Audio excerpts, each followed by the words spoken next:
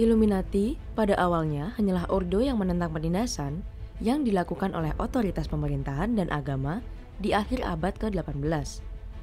Akan tetapi, banyak karya sastra pada masa setelah pembubarannya menjadikannya kambing hitam.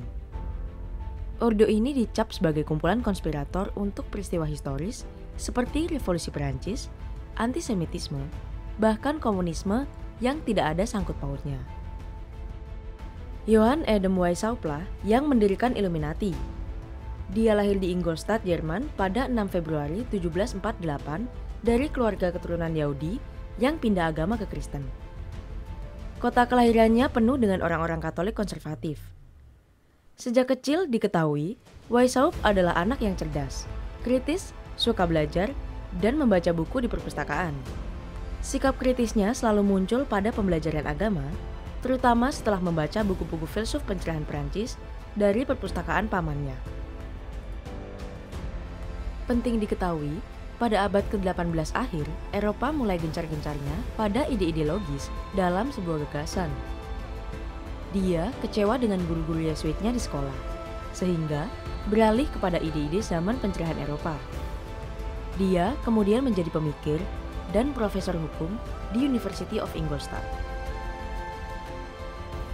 Dia memandang bahwa monarki dan gereja adalah penindas kebebasan berpikir. Weishaupt meyakini bahwa ide-ide keagamaan tidak lagi bisa menjadi sistem kepercayaan yang memadai untuk mengatur masyarakat modern. Pemahamannya ini juga yang membuatnya tertarik untuk bergabung dengan Freemasonry, ordo pencerahan yang sedang berkembang di Eropa. Akan tetapi, ia hanya sebentar untuk bergabung, karena ada kekecewaan dari ide kaum Freemason. Bersama teman-temannya, Weishaupt mendirikan organisasi baru, Illuminati. Landasan pemikiran organisasi ini jelas dari pemikirannya yang telah dipublikasikan lewat berbagai jenis buku.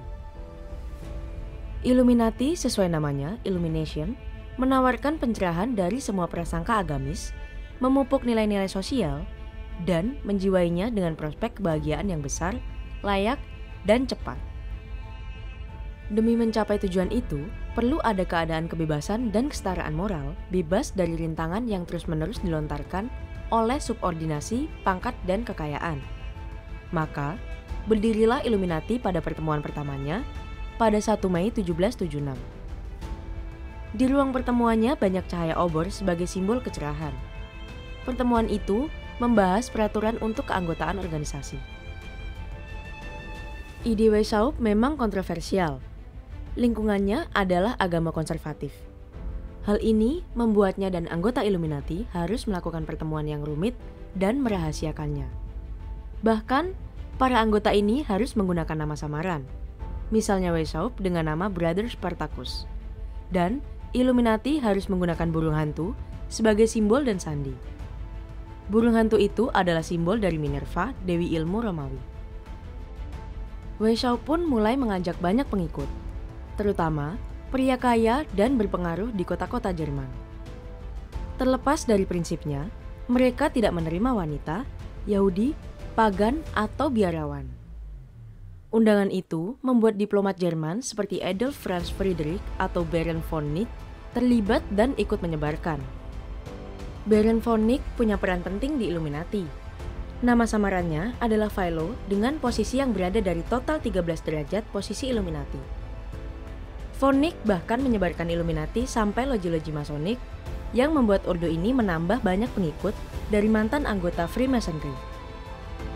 Cakupan Illuminati pun sampai keluar Jerman seperti Perancis, Denmark, Italia, dan Polandia. Ordo ini semakin kuat dalam mengkritik pemerintah kerajaan monarki dengan terlalu keras. Di sisi lain, organisasi ini goyah atas prosedur yang didebatkan antara Weishaupt dan von Nick yang membuat Nick meninggalkannya. 1785, organisasi ini dilarang oleh penguasa Bavaria lewat dekret di bulan Maret karena aktivitasnya. Monarki memandang Illuminati adalah organisasi konspirasi Austria yang memang ditujukan untuk melawan Bavaria. Dekret itu diperkuat pada Agustus 1787 yang jelas-jelas melarang ordo Illuminati dan menjatuhkan hukuman mati pada anggotanya. Pelarangan ini pun membuat Illuminati benar-benar bubar. Weishaupt pun kehilangan jabatannya dari University of Ingolstadt dan dibuang. Dia menjalani sisa hidupnya di kota Jerman dan mengajar filsafat di University of Göttingen.